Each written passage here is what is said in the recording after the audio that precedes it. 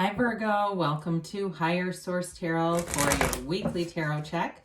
This is for the week of May 23rd through May 30th for all Virgo, Sun, Moon, Rising, and Venus. If you are new to the channel, welcome to you. I'm glad you're here.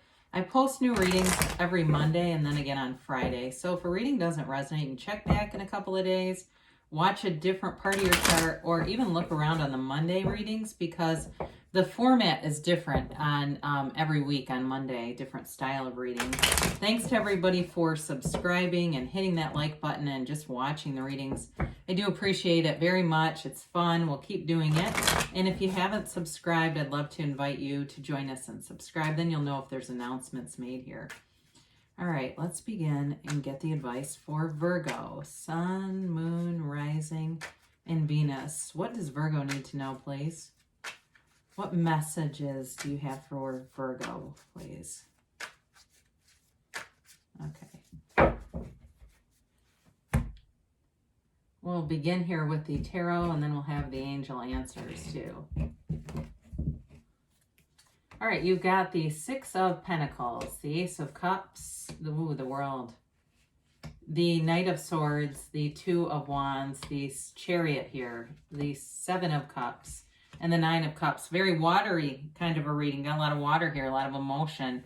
You've got Pisces, Cancer, Scorpio. You've got, I'm fire here, Aries, Leo, Sag. You got all the elements, okay? So I definitely see a new phase beginning. I mean, and this is beautiful as you look at this with the Ace of Cups, the World, and the Chariot. This is all about moving forward in a new phase, a new beginning, and it's wonderful. So the Six of Pentacles here brings in balance, and it also brings in an energy of helping one another.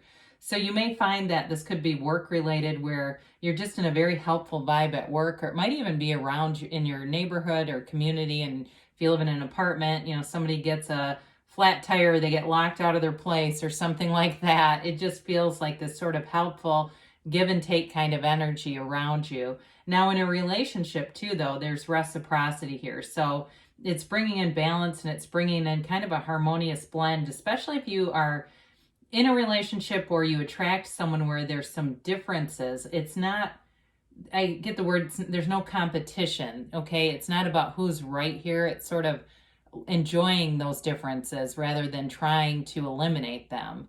So the Ace of Cups is a new chapter in love for sure. So if you're already in something, you may feel like there's a rebirth in the relationship. It's fun again. It's uplifting. There's a sort of a recharged energy with it. If it's a new relationship, though, it's a big, serious relationship. There's an emotional intensity here, and it's exciting. This is that pull towards something, especially with the World being here. It's a beautiful kind of energy and synergy with somebody. It's unconditional love, too. So like I said, you're not out to change this person, and they're not out to change you either. And especially if you are a little more high-strung, they may be a little more laid back, but it's not irritating. They're not lazy, whoever this is. It's more like they're just calm. There's a calming agent to this this person's personality, it's just kind of mellow and nice. And so with this, so it's definitely an abundant energy. So of course we love to see the World in any reading. This is reaching nirvana. It's the card of self-mastery. It's a card in terms of work where you're definitely a leader, but you can work well with other people. You can hear their ideas well. You're a visionary. In this kind of energy, that's the word that shows up, visionary, where you see things through a lens of consciousness. You see things through that divine. Okay, you see it as on a soul level. This is soul stuff here. And so with this, it's reaching the top. It's all about victory, success, and feeling like this is it. This is why we're here. If you've been wondering, why in the world am I here? Here you go. And if you have a life, you have a purpose. This is finding your purpose, especially if you've been seeking it. If you're any kind of a healer or a teacher, anything like that. Like I said, it's being a visionary in your field. In terms of a relationship, though, there's real love and synergy here. It is, too, a card of travel. It's seeing the world. So if you're in something now, you may be planning to go out, especially with the Chariot here too, go forward and travel and going out and doing things and having fun. It's a deep love though. It's a commitment here. She dances in that wreath of victory. I forget what this wreath is. There's a name for it. There's a mystical name, but it's basically like a portal. The circular design, or that oval, represents a portal, not only into mysticism, but really into the divine. So it's like you're directly connected to source energy. You're in alignment here. So you have great ideas coming in. You're able to take action, but there's freedom here.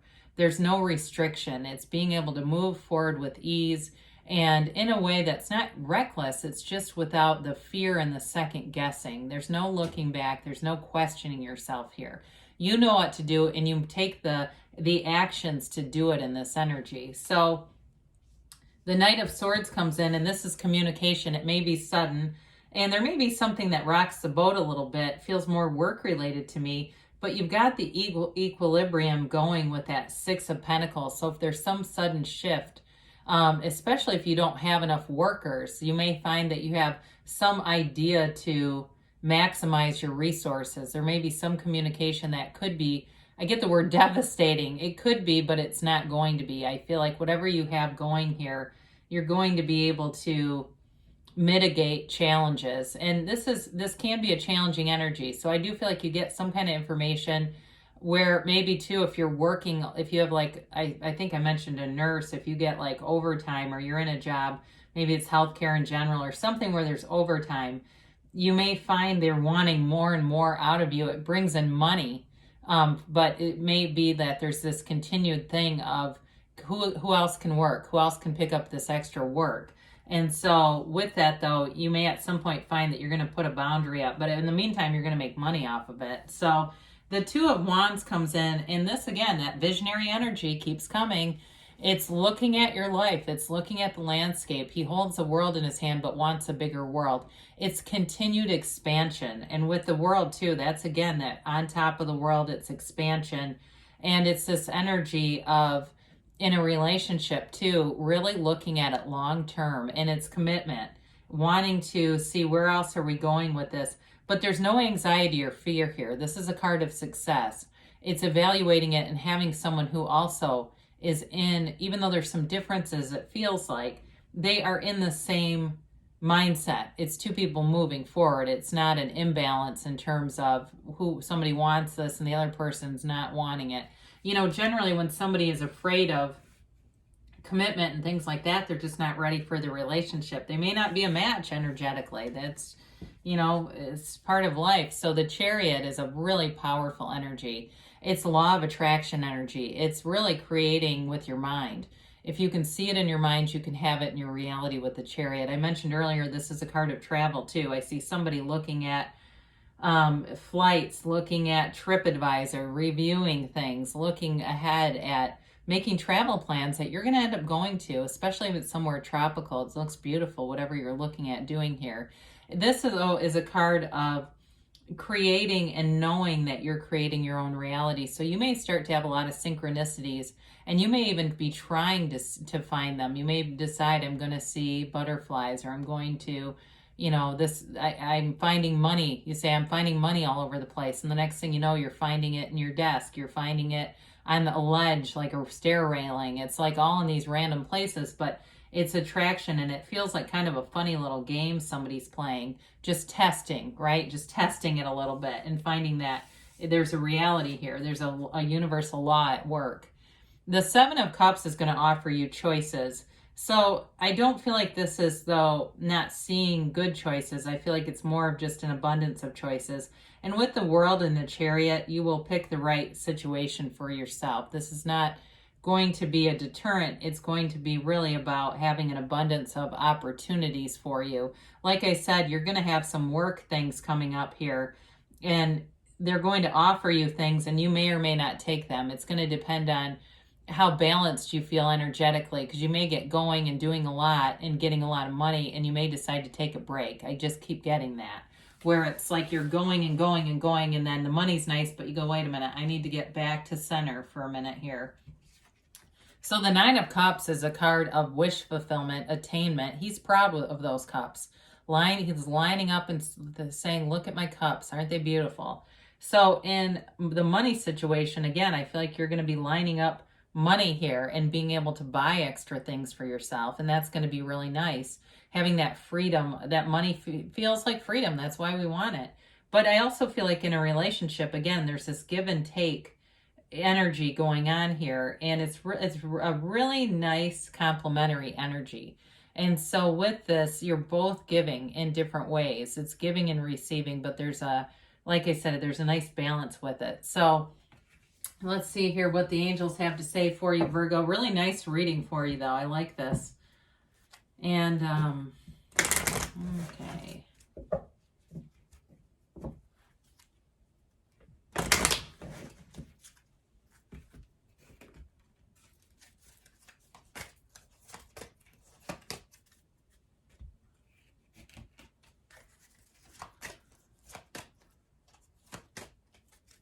All right.